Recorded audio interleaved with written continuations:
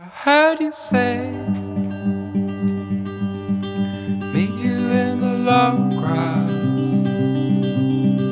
something good at long last, when we're away. Cancer, this year is full of myth and magic and wonder.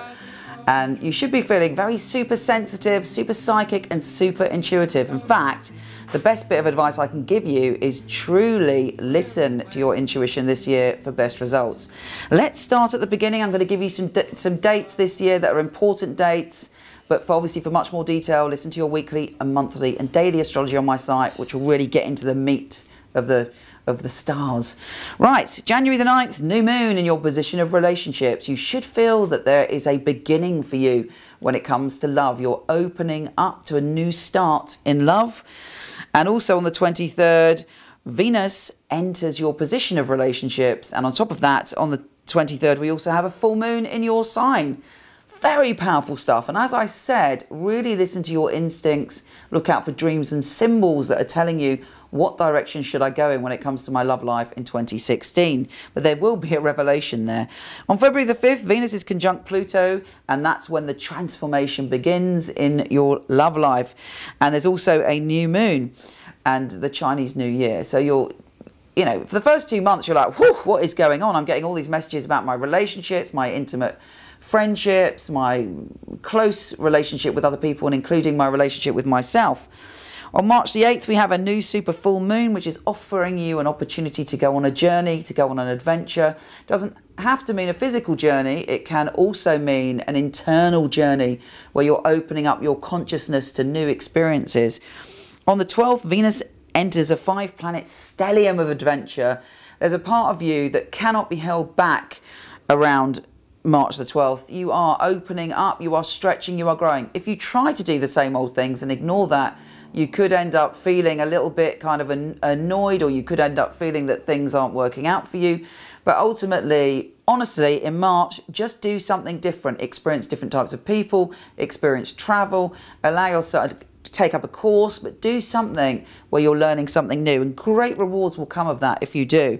On the 23rd, there's a full moon, and 23rd of March, if there's a full moon, you're thinking about your family. Obviously, full moons are very important to you. You get 2 great big lessons every single month, but that one's particularly important, and family will be on your mind, and a resolution of some description.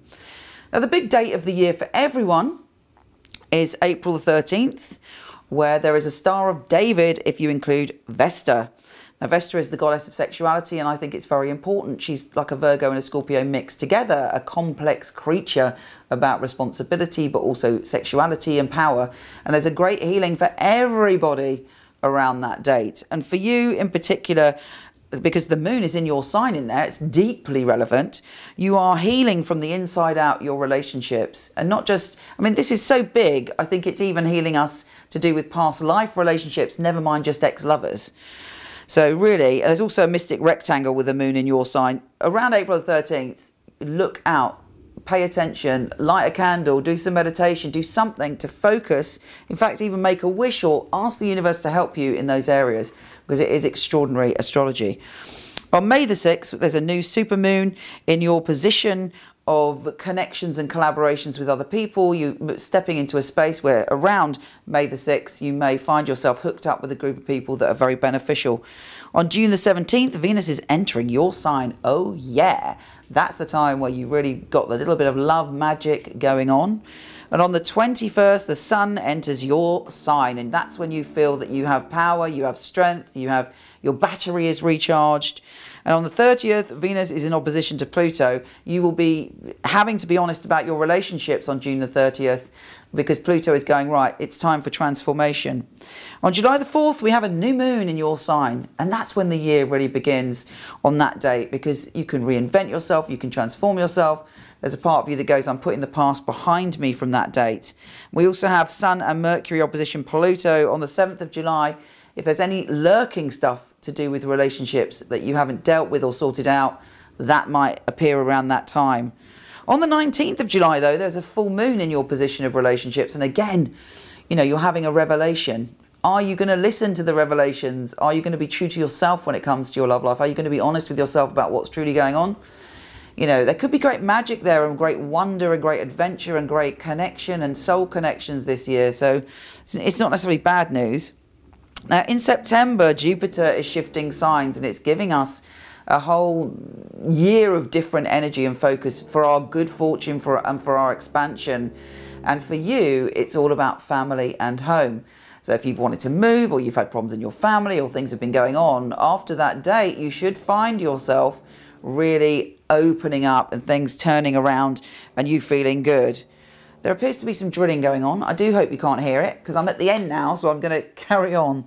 If it's not the parrot, it's the drilling that's been affecting my reading today.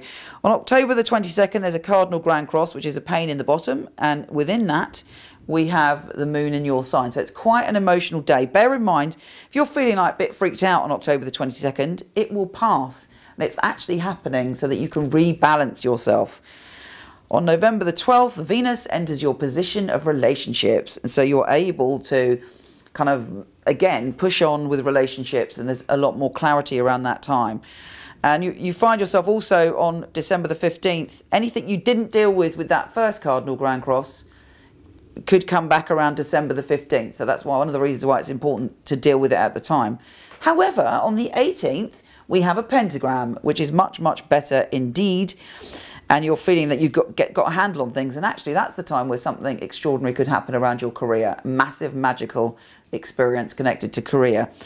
And on the 29th, there's a new moon in your position of relationships again. Relationships should seriously be sorted out by the end of the year, and great magic, wonder, beauty and adventure awaits you.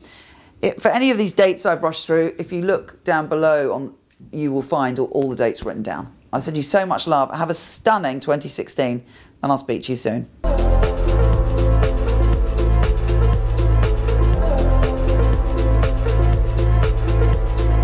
If you like this, please come to my website where there's thousands of articles from psychic to soulmate and lots of free tarot readings, www.michelleknight.com. And for all the written astrology of this month, week, or even day, go to horoscope.co.uk. Take care.